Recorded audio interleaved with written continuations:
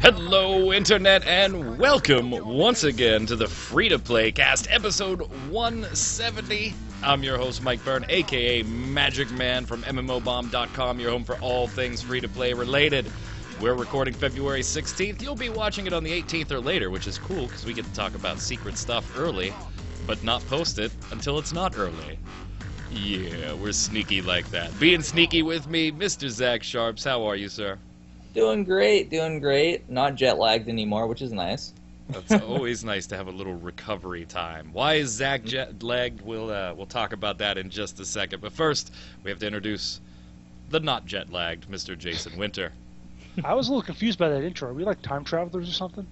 We are. We're time travelers. What did I get We're wrong? speaking to you from the past. Ooh. Yeah, we're coming to you live from Tuesday, even though it's Thursday.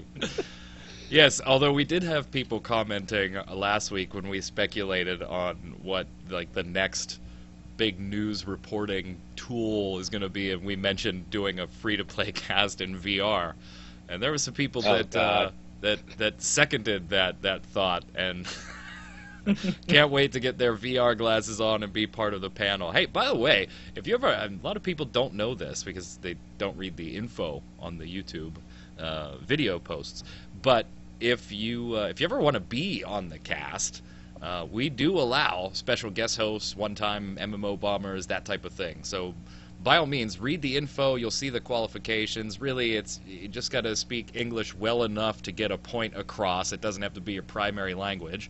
Camera and a microphone, obviously, because there's a quality threshold we do want to meet. But if you ever want to talk, hey, go for it. Yeah, Jason, just need a camera. Screw it. Don't need a camera. We've done audio-only free-to-play casts. At Q, we didn't air that episode, but we tried doing an episode with just the picture of her cat, remember? Oh, yeah. All right, let's slide up. Enough of that. Let's slide over to the news and get started, gang. In other words, if you're ugly, you can still be on the show. Well, I mean, look at the panel today. I'm not saying Q is ugly. Look at the panel that's here today. We've proven that you don't have to be good-looking to be on the free-to-play cast. Zach, you are back from overseas. That I am. You went to London. Now, that's... Okay, was this a vacation? What happened?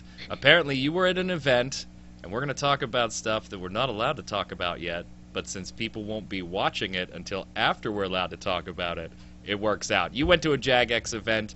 I'm going to turn it over to you, break it all down. Some of the things you're going to talk about, Jason and I have had some hands-on time, so we'll chime in where appropriate. But the show is all yours for a few minutes, Zach. Awesome. So yeah, I went to RuneScape's 15th anniversary event. They held a press event.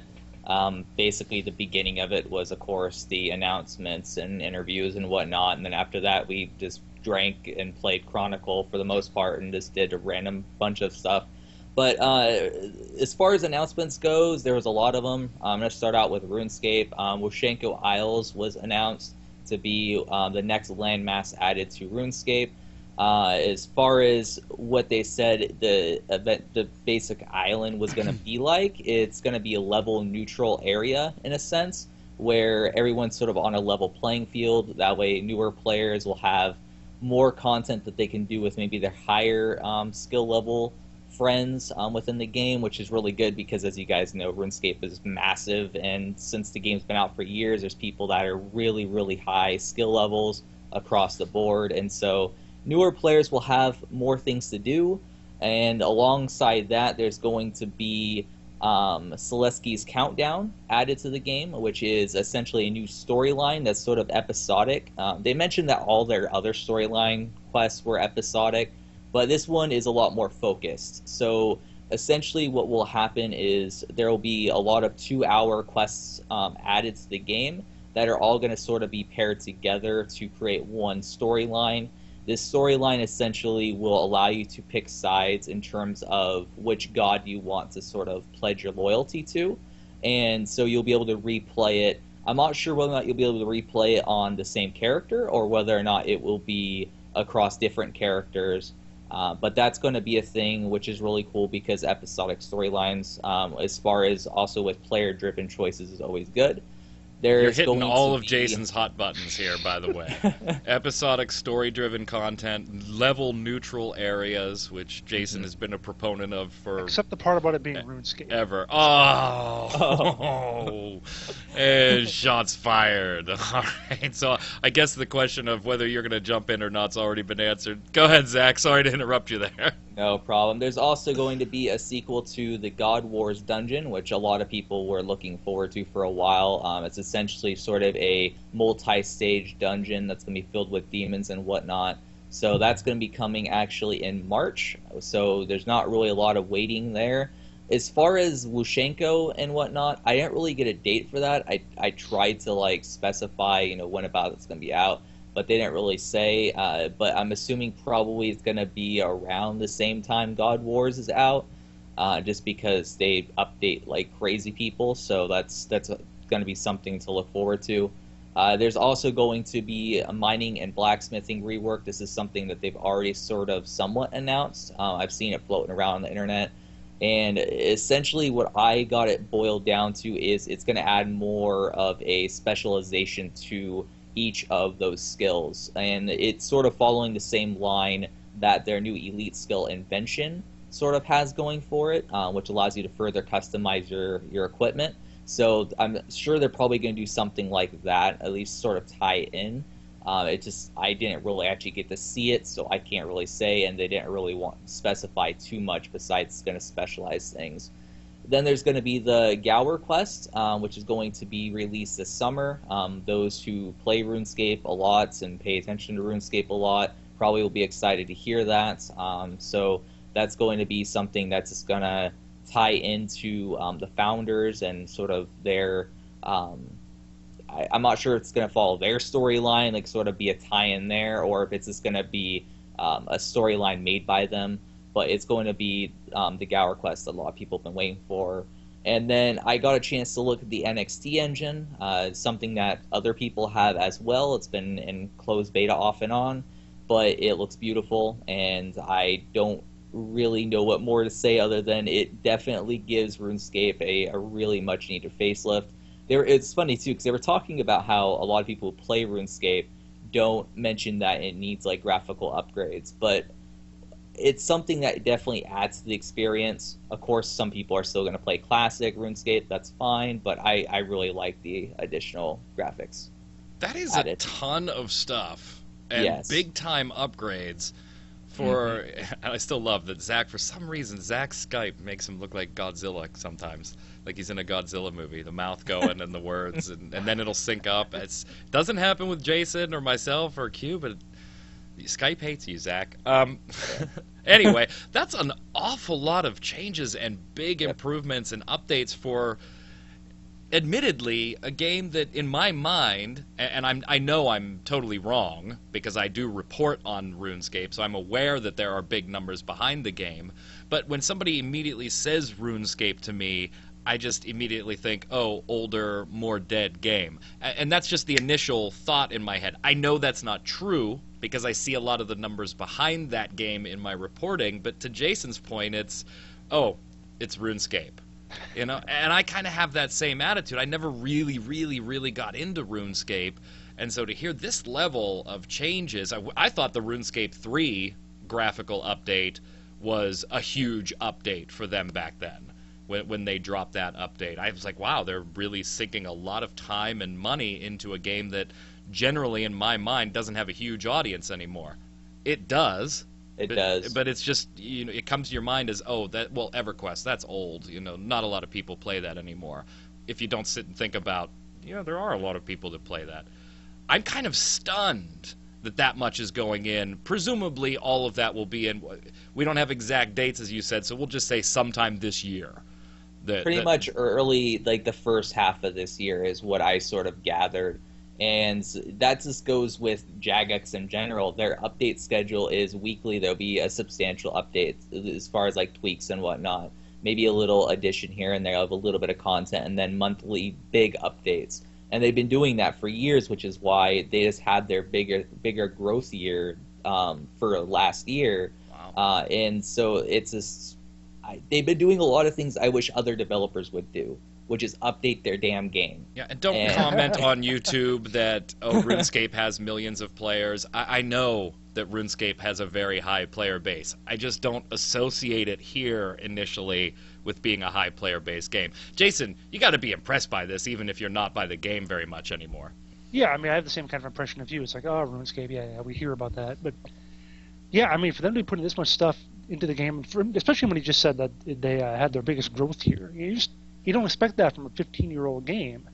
You know, Yeah. like we talk about the EverQuest, something like that. We kind of have this notion that the games like that are just kind of holding steady, maybe diminishing a little bit here and there. But this sounds like it's more like it's going like this, like it's still going up 15 years after it's being done. And obviously, it must be doing well enough for them to invest the money and the time and development resources into doing this much stuff. So, yeah, I'm just impressed to see it not just holding steady, but still improving after all this time. Yeah, it's definitely impressive. And if you're a RuneScape player, you got to throw in the comments what draws you to the game this many years later, and how excited are you about some of these updates? Or, hey, if you hate all of them, let us know that too. We want to know your feedback. Put it in the comments, since I think I'm not speaking out of turn by saying the three of us are not RuneScape experts. So tell us what you RuneScape guys and gals actually think of. But that wasn't all from Jagex. But wait, there's more. But wait, there's more. Take it away, Zach. All right, so now we're going to move on to Chronicle, Chronicle RuneScape Legends. Their Jason's new favorite game ever. Yeah, their upcoming strategy card game. And the big announcement was that open beta is going to begin on March 23rd. And so that's going to allow everyone to get in the game. There's going to be no more wipes beyond that point. So it's essentially launch. It's not launch, obviously. That's not exactly what they were going for. But it's open beta. You can call it what you want. I call open betas pretty much launch, soft launches. But people who were in the closed beta are able to get in a week early and essentially get to experience the two new characters, Venescula the Vampire, and then Molvran the Slayer Master is going to be added at a later point, from what I gathered. But I played Venescula the Vampire on their latest build while I was at the event.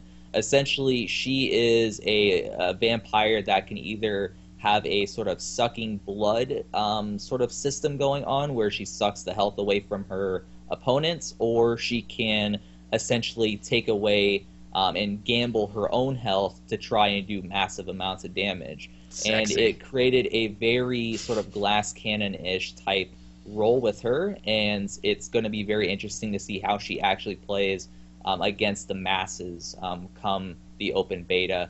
But Morvan is essentially the Slayer Master that a lot of people know of from RuneScape, and he is going to be a very combo-oriented character, where you're going to have a bunch of different monsters and dragons and whatnot that you sort of combo together to do massive effects. And the more combos you have going, the more effects you're going to get from him. So that's going to be a very interesting character to play. I didn't get a chance to play it. It sounded like he's coming in the future, not necessarily like right now, but they did announce him, so he's definitely on the way. But you can definitely look forward to playing Venescula. As far as everything else, there's a bunch of other customizability stuff you're going to see inside the open beta, whether it be customizing your own legends or just getting different titles. And there's going to be a lot more progression as well to unlock specific titles and whatnot, and specific skins and whatnot. There's also going to be adding in the dungeoneering system. They announced this a while back. It wasn't really something that was full in detail, but essentially the dungeoneering system is what some might call sort of like this game's answer to Hearthstone's Arena, where you draft a deck and then you go into different dungeons fighting until you eventually lose. It's going to be interesting to see how that plays out, because once again, I didn't get a chance to actually play that at the event, but I'm really curious to sort of see the different tweaks that they do with that particular type of system. And they mentioned that they never thought of it until I mentioned to them, but they might also eventually make that a private thing that you could do with your friends. But that's just something that I mentioned to them, that they said it was a good idea and they're going to steal it. How long it takes for them to steal it, who knows? Leave it to Zach to bring up private things he could do with his friends. Jason, you actually you've gotten some hands-on time with Chronicle. You did the first Yeah. look for Chronicle. A lot of the things I hear Zach saying are some of the things you pointed out when we briefly mentioned this during a previous free-to-play cast as items you'd like to see. We're all three of us are kind of suckers for a good card game, but we're very, very hypercritical of the ones that aren't very good card games because we like a good card game. Your overall impression of Chronicle and where it's heading? Yeah, I mean, I liked it when I played it. I thought it played really well for a closed beta. It wasn't buggy or anything like that. I thought the power levels on some cards got a little out of control at times. So, I mean, that's something they definitely was early enough that they could adjust that. But yeah, hearing that they're adding new characters and a new play mode. Now, one question, Zach, is that Dungeoneering thing? Is that PvE or PvP? It's PvP, from what I gathered. Okay. The PvE aspect is what I sort of threw at them as an option. So. Okay. So yeah, I mean that sounds great. Doing anything that mimics the arena in Hearthstone is a good thing. I also hope that they would maybe look at revising the crafting system. It seemed really complex, a bunch of different kind of gems you had to get to do the different stuff. I wish it was a little simpler, a little like Hearthstone or something. But yeah, I mean it's a quality looking game, something that not going to be on Hearthstone's level probably. I don't think anything like that, but it could be pretty good and do well, and maybe even get people help build RuneScape up even more. Get people interested through that, and then move them on to the real game. Yeah, that's one of the things I really do like about this in terms of, because I like creative marketing and things like that. And Jason, you and I talk about, well, this is a terrible marketing strategy that this company is going for right now. But this is one of those things I really like. Yeah, they're slapping the name RuneScape on there, and there are elements of RuneScape in it, little nods to the fans, kind of like a Heroes of the Storm does, right? It's its own little game, but there's these little nods to all kinds of different Blizzard IPs. So you appreciate those things if you're familiar with them. They don't detract from your game experience if you have no idea what the hell they're talking about. I don't play RuneScape to know any of those characters you just named, Zach, but it doesn't take away my ability to enjoy this particular game, and to Jason's point, maybe it gets me a little more interested in, well, let me go see what that character's all about, and maybe I do some research on RuneScape and that character, and now all of a sudden maybe, obviously it's going to be 1 out of 10,000 people that take that type of a leap. Now maybe I want to jump in game and check it out a little bit. But even that wasn't all. Yeah, and I just want to add to Chronicle, the thing is too with that is they're going to be adding a ton more stuff. Like they're going to be adding more cards in as well with open beta and whatnot. So there's going to be a lot more stuff on the way. So when it comes to just like the cards in general, I noticed that too. Some of the cards are a little powerful. I will say one thing, Venestial is pretty overpowered. I hope that they nerf her before open beta because pretty much anyone who played her was just wrecking things because she's just really strong. But I had a blast playing the game. I want to play it some more because I look for card games that are different than Hearthstone. Like, I don't play Hearthstone anymore because it's so similar to other card games. So I play Duelist. I really loved Chronicle. And Chronicle's name is pretty much just Chronicle, but it's kind of like Hearthstone where Hearthstone Heroes of Warcraft, where it's Chronicle RuneScape Legends. Right. So it's just a subtitle. But as far as the next announcement, this is the bigger one. Now, there was hints at a mobile development team teaming up with them, and we found out that it's going to be a new mobile game called RuneScape Idle Adventures.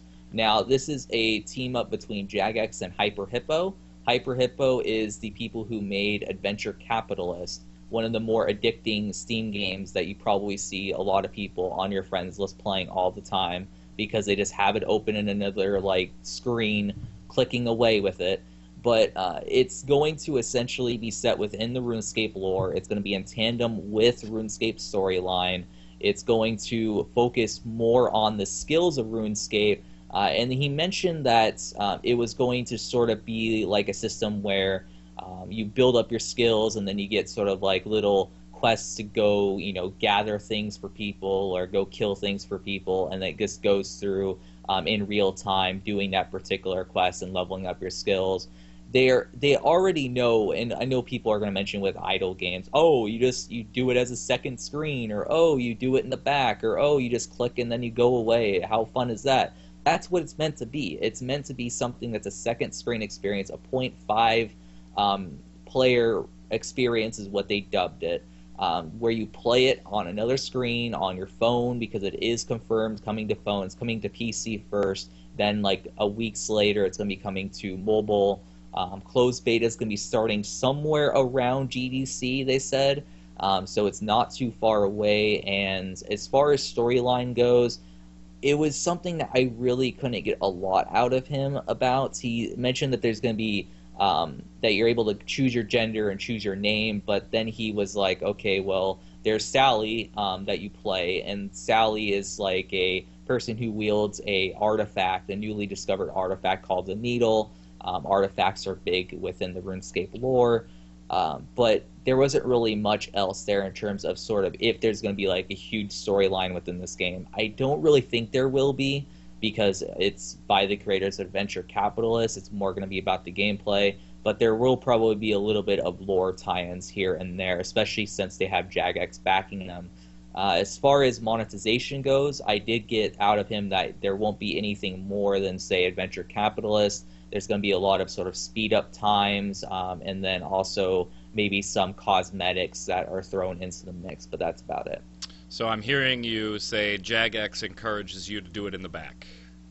That's what I took out of all of that. I'm sorry, while it may have been their big announcement, it really doesn't do much for me. I just generally hate those types of games that bill it as free-to-play, and then it's, yes, I understand that if I played it that way, where I just let it sit in the background and that 1 hour timer would just tick down while I was doing other things, to me, that doesn't even feel like a game. That feels like a chore, something I have to come and check in on every little while. And I absolutely will not pay to expedite those timers. So while this may have been their big one, it's the one that falls the flattest for me. Jason? Well, you're not the target audience. That's clearly, I am not. Because those games are so popular. They have millions and millions of players, but they're not meant for us hardcore gamers who want to sit and play something for 2 or 3 hours at a time. So, yeah. But yeah, I mean, if they think that it's something they can do, then again, showing that RuneScape is alive and well enough that they're able to expand even to this category, shows that they've definitely got a lot more stuff. They're still in good shape. I'm just running out of words here, man. Yeah. Hey, kudos to them. Sounds like you had a blast. Yeah, and that's the weird thing though with Idle Adventures is, if it wasn't Hyper Hippo, the people who made Adventure Capitalist, I probably would be like, why did you guys announce this? Right. But because I was so addicted to Adventure Capitalist, I'm just looking at this as another game that I'll probably pour 30 idle hours into. Just call them idle hours, because obviously I'm not actually looking at the screen the entire time. Right. And I might put it on my phone too to play it. Because Adventure Capitalist was fun, but I hope with Jagex backing him, they can do a lot more to make it a more varied experience. Because after a while, Adventure Capitalist They got Zach. Really they got him. They got their claws into Zach, and they're not letting go.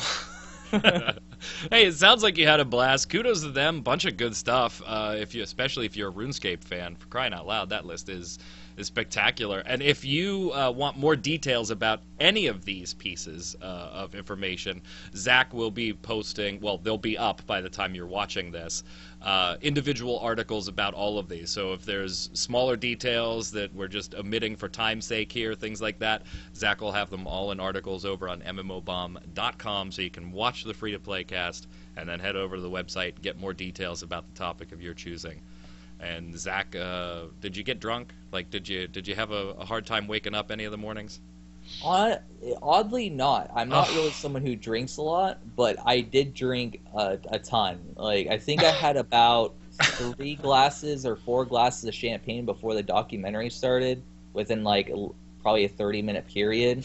And I mean, the buzz lasted during the entire documentary, which was great because everyone else was really tired. They put all the press in a really dark room and expected us not to be tired and fall asleep, which the documentary was great. It's just all of us were really tired by that point. So I mean, it was kind of a struggle. But speaking of card games, Jason wanted to talk about this last week, but we had some bigger topics that we had to kind of push and ran a little out of time there. So I promised we would have some time to talk about it. And then I have another game I want to talk a little bit about too. But we'll start with you, Jason. Something you predicted months and months and months ago, like months and months and months ago, being the card game aficionado / ex-developer that you are, you predicted that at some point Hearthstone was going to have to do something about card bloat / rotations, and boom, here we are. They did. Now I want to hear you tell us whether they implemented this correctly or not, in your estimation. I think for the most part they did. I mean, if you're wondering what we're talking about, they've announced that what they're going to do is they're going to have, when they do like their spring expansion every year, what that's going to do then, especially when this year they're going to make a split. There's going to be 2 formats called Wild and, let's see what we'll call it, Standard. Okay. Wild lets you play with anything, just like you always have. Standard will only let you play with what's come out in the last 2 calendar years. So when the spring expansion in 2016 comes out, only cards released in 2015 and 16 will be valid, plus the base set cards. Okay. Always those. But expansions, which will include Goblins and Gnomes, that came out in 2014. Stuff from Adventures, which would be Next Ramus, that stuff won't be available. Only cards that came out in 15 and 16. And then next year, when this 2017 expansion comes out in spring, only cards from 16 and 17 will be available in Standard. Now, when you play on the Ranked, you can choose which one you want to play, Standard or Wild, and they have different rankings for both. So you could be top rank in both of them if you wanted. But what this does is it allows players to not have to have played from the start, have to accumulate this huge collection of cards from, especially when the game gets to be 5-10 years old, whatever. And that was your biggest concern right from the bat with this game. Exactly, because it does look like a game that's got legs, obviously, and even Magic the Gathering did the same thing, I think in 1995. I think so when they were only about 2 years old, they did the same thing and said that we're going to split it like this. They had the issue of having some really old cards that were like going for hundreds of dollars back then, so that was even more of a big deal. But nowadays you couldn't imagine if you had to play Magic, it had to have cards from 1995. Right. So there's no way you'd acquire those. And it's going to be the same thing. Granted, they're easier to get in Hearthstone because you don't have to worry about supply and demand. You could always go back and get them, but there would still be thousands. And you could craft them if you really wanted to. Yeah, exactly. But it would just be so slow. You're really better off trying to get people in with this kind of thing where they don't have to worry about everything that's come before. For the most part, you still have the base set, which I don't know how they need to address that, but they do give away a fair amount of that stuff in Tavern Brawls and whatever, so that's pretty good. So then my question would be, if we're looking at the 2016 calendar, so we're talking about cards from 2015 and 2016 being part of the Standard, how many X-Packs is that? They've only done one new one per year in terms of full expansion, so like 100 plus cards. But last year they did 2 adventures, which each added like 30 or 40 cards, something like that. And they had one in the year before. So they'll probably, I imagine, at least 1 expansion, 2 adventures. Maybe they'll occasionally manage a second expansion. Which I can kind of go with that. That you're talking about potentially about 200 to 250 cards max. As plus the base set, which is always there anyway. Plus the previous year. So technically you'll have about 400 or 500 cards probably, plus the base. Yeah, I feel like that might actually be perfect, provided the development cycle continues at the pace they've already set. Yeah, they seem to be doing all right with that. I don't see why that would slow down, really. The one thing that I wasn't a big fan of, though, is that after this happens, they're going to remove the old adventures from sales. So you can't even buy Next Ramus once this happens. What's the rationale there? I actually watched a video with Ben Brody talking about it too. Or Brody, I can never remember which. Sorry, Ben. But yeah, he just basically said that they didn't want to have this. Didn't want to have it to be something that you felt like you needed to get at any point or something.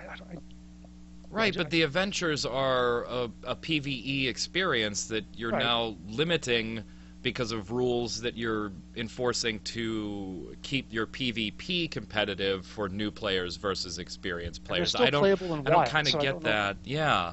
I don't know why you would just remove them from sale entirely.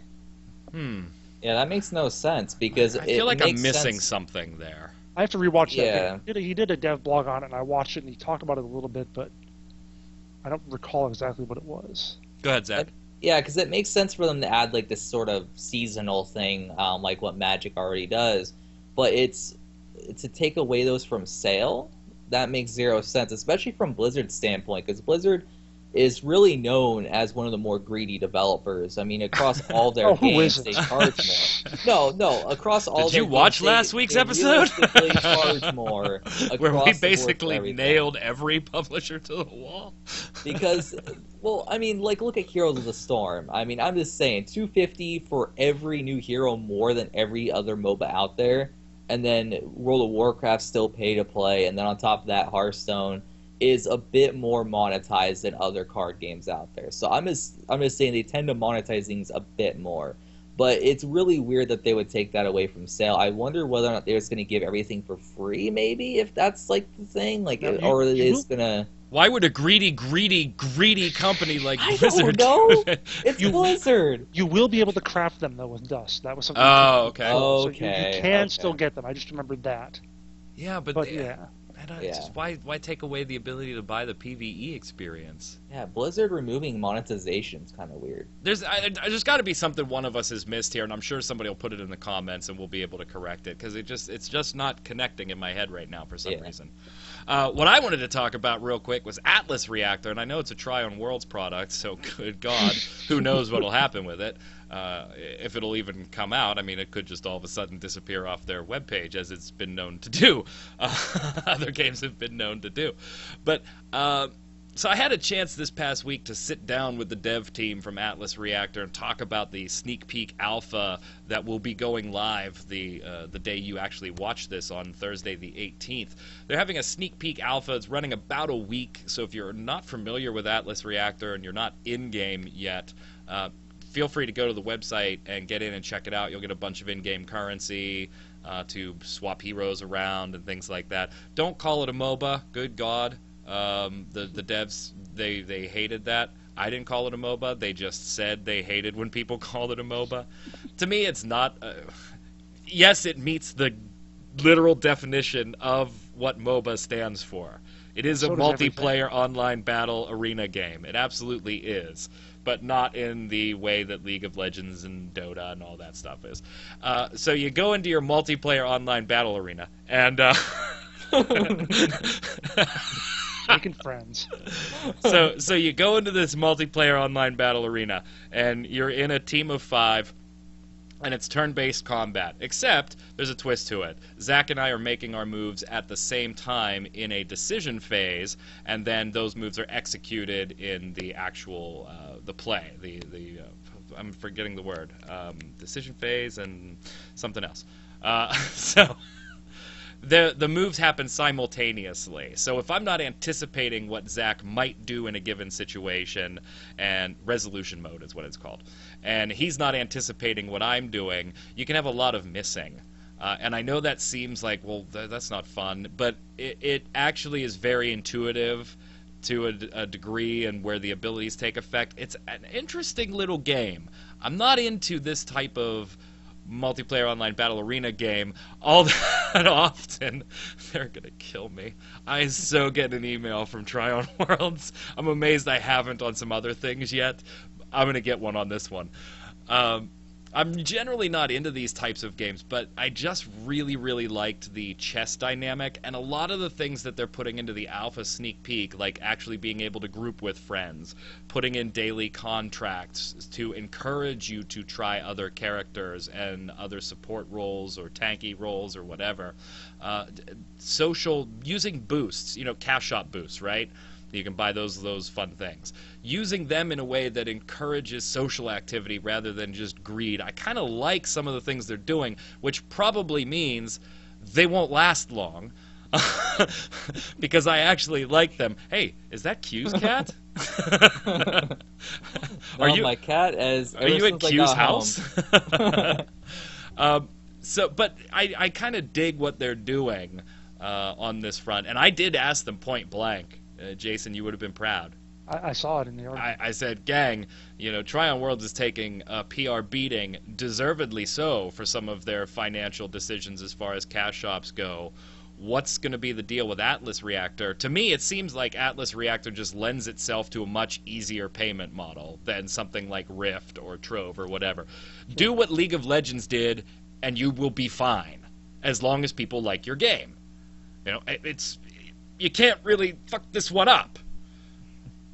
But I'm sure that they might try. But it sounds like at least the dev team is so passionate about competition being sacrosanct that I can't believe they're going to do anything too bad to this one. And it's definitely worth checking out. You got to like this type of game though, because it is a bit of a unique little twist on the whole multiplayer online battle arena formula. But you've got to like that twist, or the whole game's going to fall flat for you. And on the esports scene, they're adding everything they can to make it something that people might want to use as an esport, even if it's not their direction. You don't think so? No, I mean, I'll try it. I mean, I like sort of the more turn-based style games, but it's one of those things where in order for it to be an esport, the players would have to sort of take turns like after another, like each other. Because that missing thing, that's not skill. That's just sort of luck in trying to anticipate where someone's going to be at. Yeah, but it's too random. That's like playing though. Hearthstone without... It really isn't, though. And that's why I tried to say you have to look at it. Yes, there are abilities where I pew-pew in a straight line, and if you happen to move, I'm going to miss. But I have an ability set. I have dashes, I have taunts, I have a whole ability set, and they don't all just pew-pew in a straight line at a specific point. I can calculate that based on your character, because I know a little bit about the character you're playing, I know its movement range if you're not using an ability, that you will be roughly in this area, and I can anticipate you are going to move in this direction because you wouldn't move that direction because it would open you up to something else. And I have an ability that will splash that particular area, not just one block, and if you're not there, I miss. Yeah. It's more intuitive than that. The best way I can explain this is, and again, I'm trying to explain it to like somebody like Zach, who has just said I don't really have a lot of experience looking at it. I'm just listening to what you say. So if you've played it, you know what I'm talking about. If you haven't played it or watched any of it, I think it lends itself to esports in the same way American football lends itself to good television. And that means you have to have some spot-on shoutcasters. Just like when you watch a football game, Jason, when your Vikings are on there, you want to listen to your favorite sportscaster. And if that happens to be on the TV, fine. If it's not, I've even turned the television volume down and turned the radio on to a specific channel because I like the way they commentate better. This is exactly like that. You have that lull where, okay, what are the players going to do? What are they... I know that Zach's got to be thinking this, where they're talking about what potentially the next play might be. And then, boom, you have that 10 to 15 seconds of the play actually unfolding. So you got to have good shoutcasters for this type of thing. But I think it could do well as long as Tryon doesn't screw it up. There is one thing I'm curious about. So you said that there's multiple phases. Yeah. So is that sort of like a thing where the planning phase, you could just wait till like completely the end and then move, or is there like a way to prevent people just waiting to the end of the timer? Like I'm just sort of trying to work out how like people can like completely troll the system, and are the abilities AoE? Like, is that why it's like a little bit easier to predict? You do have some AoE abilities. That's why I'm saying not every ability is just aimed at one block on the grid on your map. Let me explain it to you, that sequence this way. This is directly from the Atlas Reactor game website talking about how to play simultaneous turns. In every turn, players choose their actions during decision mode and watch their actions resolve on screen during resolution mode. During decision mode, players will choose between 4 types of actions: prep, dash, blast, or move. These actions are prioritized in that order and play out during their respective phases in resolution. So in prep, these are things like your buffs, your traps, your shields. That's what's going to trigger first in your resolution mode. Then your dash. To reposition prior to the blast phase, you can use a dash type marker to dodge damage or charge enemies. Choosing to dash means you skip your move phase for that turn. So you don't get to both dash and move. Blast phase is your basic damage attacks like shots, knockbacks. These occur during blast play. And then, of course, your move. These are just the basics. But yeah, your abilities are custom tailored to... Each champion has its own little skill set, but it's not all just aim at one block and hope to God that that's where you moved before my blast phase goes off. Yeah, I don't know. It will be interesting. It's a lot I'll more try it strategic out, than but- that, and a lot less random than I thought it was going to be going into it too. Okay. Really, what it looks like to me is Robo Rally. If anyone's ever played that, Is the old- really people- similar. People will Yes. talk about that. Yeah, that's what it looked like, and I love Robo Rally, so I'm really looking forward to giving it a try. Absolutely, that's actually a really good analogy, a really good comparison. Sorry. Finally, before we go over to the bombs, real quickly, because we were running way late today, there was a lot of Jagex news. Motiga got hit with a ton of layoffs. This is the company behind Gigantic. Basically, everybody at the company. Obviously, we wish them well, and they say it's a temporary thing while they secure funding, so hopefully they would just all get their jobs back. But it's really not looking good for Gigantic. And Jason, you weren't all that surprised by this. Yeah, I mean, they had more layoffs in December, too, so this is kind of a continuation of that, it seems like. But yeah, I mean, they have been spending money left and right on their marketing efforts for like over a year and a half. And when I first heard about the game was when they flew a bunch of press guys up to their studio to look at it, make YouTube videos and so on. And then back in PAX South in January, they had last year, they had a huge booth, flew in tons of volunteers, had another room where they were doing demos. Apparently, they had another really big booth at Gamescom. And they've done all this without bringing in any money the whole time. So Yep. they're spending all this on awareness and marketing, just blowing it out the whatever. And the game's been late. It's been delayed. It was supposed to come out. I think this was going to open beta, but before the end of last year. So yeah, I mean, it's not that big of a surprise that they're having this much trouble with all the money they're spending without bringing anything back in. Ironically, a game that probably could have benefited from a founder's pack of some type. Yeah, I know, or an early access. Yeah. Ironically, as much as we all tend to hate those decently. things. It plays pretty decently. I mean, it's, at least what I did, like, it's been almost a year now since I played, probably. But yeah, I mean, it's not like some. I mean, it's probably not that great in terms of balance. You know, I'm sure the different heroes do different stuff that this one's overpowered or whatever. But in terms of just playing around and having fun with it, it's not bad. It's something that I think they could get out to a wider audience in some form and charge for an early access package on it.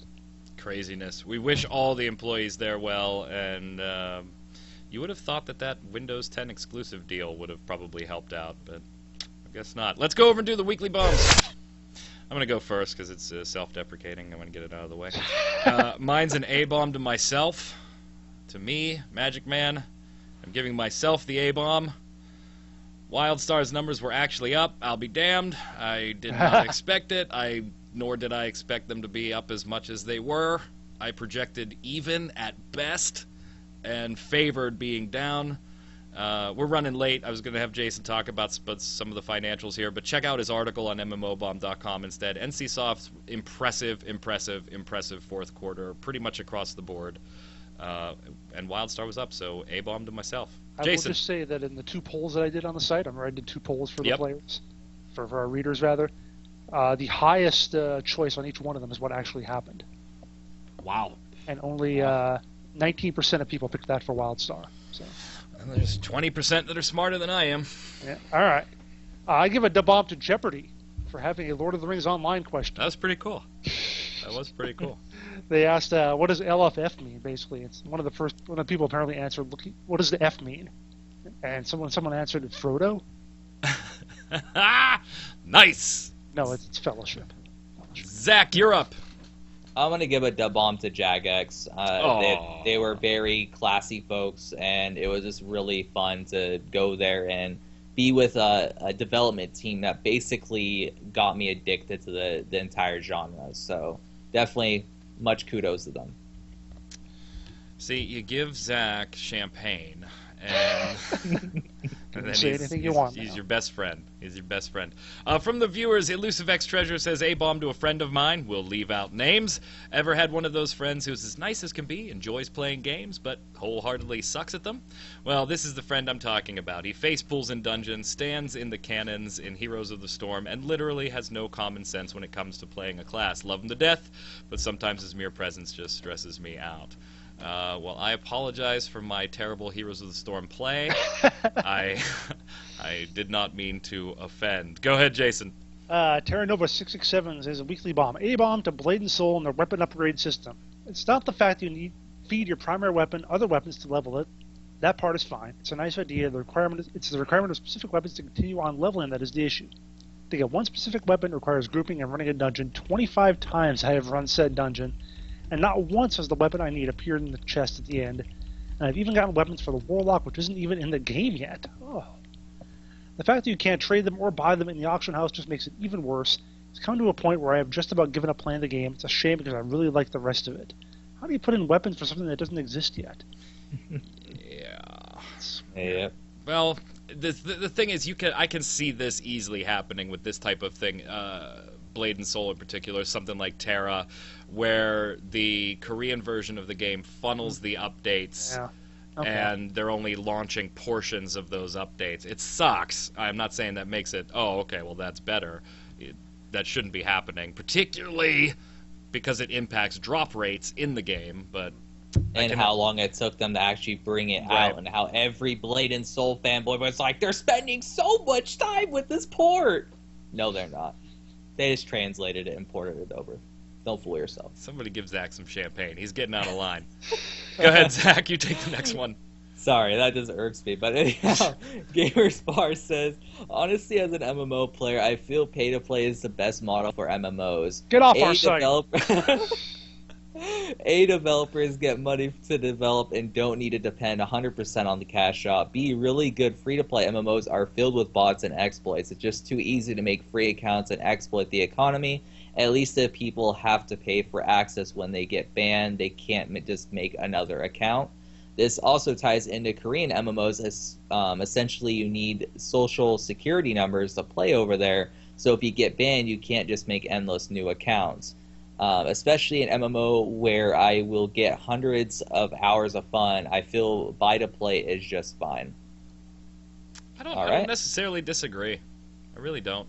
I mean, I know I work for a free-to-play gaming website. I enjoy all the payment models, but I've constantly said before that I think most of us enjoy a game being free-to-play, but if we find one that we really, really, really just get locked into and dialed into for a little while, we'd kind of rather have it be buy-to-play or a subscription at that point. But maybe that's just me.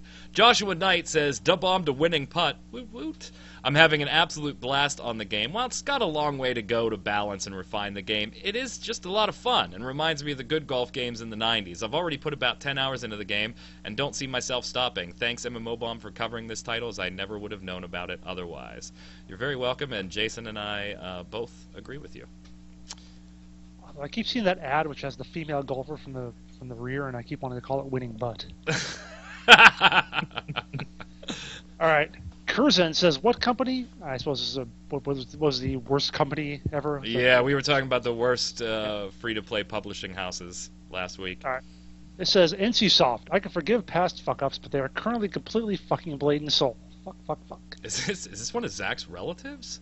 I don't Dropping know. all kinds of F-bombs on Blade and Soul right now. No communication, shameless cash whoring, directly going back on their word, constant server instability, moronic mechanical decisions. The game has so much potential mechanically, especially the PvP, but NCSoft is so back-fucking-asswards that they're destroying one of the best potential free-to-play offerings of 2016. Wow. Zach, if you could tell your brother that he does not need to hide behind a YouTube name. You just say, I'm Zach Sharp's brother. I just think people are, besides people who are really enjoying it, they're frustrated with it, because it could have been so much more. There is a lot of frustration going on right now. I'm still enjoying it, but there's some frustration on my own side that I'm just not sharing at the moment, because everybody else is doing it for me. Go ahead, Zach. Lady Noheim says, I was about to scream, how could you not include Aria Games? But then we did. And so there was no screaming. Aside from having such a heavy pay-to-win aspect, it also has one of the worst customer service and inexperienced GMs in games. Mind you, I played with Aria Games for years, and their GMs know nothing about the game in general. I personally don't mind pay-to-win games, or pay-to-advance, or the most common pay-for-features, as long as those models aren't heavily abused. I understand companies gotta make their money, but as soon as $100 doesn't get you much and barely anything, then I have a problem. $100 should get you a good amount of things and should keep you set for a good amount of time, more than 1 month. If I pay $100 and don't get a month out of that game, I can't say that. If I pay $100, I can't say that. I totally bought the landmark, Yeah, the landmark $100 packs. I can't even. You're right. lady. You're absolutely right. I'm just an idiot. If you spend $100 in a year on one of those games, then they deserve to. They should send you like a plaque with your I name on spent it. $100 Like on the at the time the EverQuest landmark, now just landmark, Founders Pack, knowing that I was probably only going to play the game once. I didn't even play it that full once. After about an hour, I was done. The things I do to be able to write about stuff. Cleopatra Rog says, with Bless, from as much as I've seen while playing, PvP is forced in shared zones with opposite faction, no safe zones as far as I know in said zones, not even in the cities. Items in the shop make you unkillable, but you cannot attack anyone else either. It's like a 10-minute peace treaty of sorts for an individual player. Besides that, the game is beautiful, and just that makes it a pleasure to play. But the combat system is, well, for lack of a better word, it's shit in my opinion, and the game is already in open beta in Korea. I don't think that's far off from Zach's impressions when you kind of did the first look. The combat I didn't say was shit, but I said that it You weren't complimentary of it. Let's just say that. Yeah, it certainly wasn't as good as it should be, like as if it was built from the ground up, like Blade and Soul. And someone mentioned to me before, what do you mean by built from the ground up? It means that from the beginning of their development, they were wanting to do this combat system. It wasn't just we're doing tab targeting 1 second, then we should maybe throw in soft targeting. It's we're doing soft targeting. We're going to make it the best experience it can be. And it just doesn't feel like that was the case. And as far as what I'm hearing from the Korean game, the item mall is probably going to be different, so I don't expect that to be a thing. So, question of the week last week, will there be an EverQuest Next at all?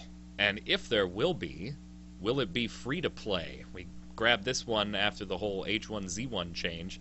Nintendo says, I still think that EverQuest Next might be released one day, but it will be less than announced and not as good as hoped. And it won't be in the next 2 years. The game's already in development since 2009 or even earlier, and until now, we saw no real sign that the game will ever happen. So, Nintendo feeling a bit dubious, but still hopeful, is what it sounds like to me. Jason! Alright, Kicker BS or Kickerbs, I don't know, whichever. Question of the week. EverQuest Next will be released, but the game will be more than likely turned into 2 parts, the core game and the improved version of the builder they released a while ago. So is it going to be now there's going to be 3 games, EverQuest Next, EverQuest Builder, and Landmark? Oh my god. No, Landmark 2. Sure. Go ahead. For the core game, I believe there'll be your typical free-to-play system with a pay gate to progress faster. For the builder section, you'll have access to basic building parts, but will have to purchase advanced features in the form of furniture and building packs. Dude, you're making my head hurt. I hope not. Oh my god. I'll do 6 episodes straight of the free-to-play police of the same topic if that's the case. Go ahead there, Zach. Chris Baker 55 says, question of the week, will there be an EverQuest Next? No, no, no. Well, that's as succinct as it gets. Deathlock says, question of the week, EverQuest Next will never, ever, ever come out. I doubt they're even working on it. Hell, they're barely working on the games they already have out. I'm sorry. That just struck me as terribly funny. On their website, it says there has never been a game like this. And there never will be, because it doesn't exist, just like The Matrix. Dude, how do you know you're not in The Matrix right now? Go ahead, Jason. Terranova667 is the question of the week. I don't think we will see EverQuest Next. There has been nothing seen or mentioned about it from Daybreak for some time. There might have been a slim chance when John Smedley was still there, but now he's gone. You have more chance of Perfect World scrapping lockboxes than EverQuest Next being released. Wow. I did actually check the EverQuest Next YouTube the other day, and it had been 4 months since their last video. Yep. So, Zach? Joshua Knight says, question of the week, I do not think EverQuest Next will see the light of day, at least what was promised. It's too late. I feel like it's been years since it was announced, and we still have squat. Had they waited to announce it until it was done or almost done, then the hype and anticipation could have at least led to a good release. Now it's just too far in the distance and people have moved along. I find this amazing, Jason. Months ago, or late in 2015, so yeah, a few months ago, I got blasted in the YouTube comments for speculating that EverQuest Next would be vaporware. And now they've all come to the dark side. I don't even care if we're all right. It could come out next month. I just like that we're all on the same evil side. Metallica fan 1442 says, I think EverQuest next is vaporware. Daybreak have not shown any new footage off since that SOE conference a few years ago. If I'm wrong and it actually does come out, I seriously doubt it will not live up to the expectations. Also, I expect it to be designed in a way to get a lot of money from the players, i.e. like the recent Tryon Worlds changes to their games. Honestly, I'm not sure I could trust Daybreak as a publisher to make a sound free-to-play or buy-to-play game, but I have not played PlanetSide 2 in years, so I'm not sure what state that game is in. That one's actually not in a bad state right now. Yeah, it's still pretty good. Yep. Go ahead, Jason. Weird Chicken. Question of the week. Yes, even though I have little faith left in Daybreak as a whole, except for PlanetSide 2 guys, da-bomb to them for a great game and actually starting to improve it again. I do, however, have some faith in the rational works of capitalism and doubt they would keep pouring money into a dead game for this long, especially with Columbus Nova watching. If this is true, no news is good news, but at this time, them acting rational might be a slim hope in itself. Ooh. When and what we will get, I don't know. To me, Georgeson really seemed to be the one pushing free-to-play, so EverQuest Next going buy-to-play would not surprise me. Yeah, and here's the thing. Like, if I could see that they were putting money into this still, I would agree with that argument, but we're not getting any indication that there's even money in this project anymore. I mean, there could very well be thousands and thousands and thousands and millions of dollars in it. We just don't know. We're not seeing anything. What's your wild theory? Although it might not be as wild as I think it is because of the comments that were left, but I think that when they were bought by, it was an investment firm, if I remember correctly. Yeah, Columbus Nova. That what they thought at Columbus Nova was, let's go ahead and milk all this hype for as long as we can, not develop hardly anything at all, and then shut down the game, the entire company. I think that's what they're doing, because how does that make sense as an investment for an investment company? If they bought it at the right price and they have the right return and they're not spending that much, it might be worth it, because I just don't see them doing anything. Like H1Z1, all they've done is split the game into two. EverQuest 2 I haven't heard much from, like maybe like an expansion here and there because it's a popular game. It gets an expansion every year. So does EverQuest. They just got expansions a few months ago. They're newer games. Everything else is like on autopilot doing what it normally does, but their newer games are just doing nothing. I think you're in line with the commenter last week who blamed it all on the Freemasons and the Illuminati. I think you're nuts. That makes no sense to me as an investment. I don't know. I don't see them actually working on newer games. I see them working on their older games, but not the newer ones, so maybe they're just trying to autopilot those until whenever. I just don't see them actually doing anything. I look at it from the investment side. I think they bought that in large part because of their perceived value of the EverQuest IP itself. Now, whether they choose to continue going down the road of EverQuest Next or doing something else with that license, there is still inherent value in the EverQuest IP. You cannot deny that it has absolute name recognition. Oh, yeah. So I think that's the big piece of the investment pie. Maybe they just thought what they do with the EverQuest IP and then as the game appears. I don't know. Question of the week for next week. Well, since we're on the topic of will this come out or not, will Gigantic ever make it to market? Why or why not? Let us know in the comments below what you think. Make sure you leave your weekly bomb, dub-bomb for something good, A-bomb for something bad. I'm sitting a little too high up out of my frame here.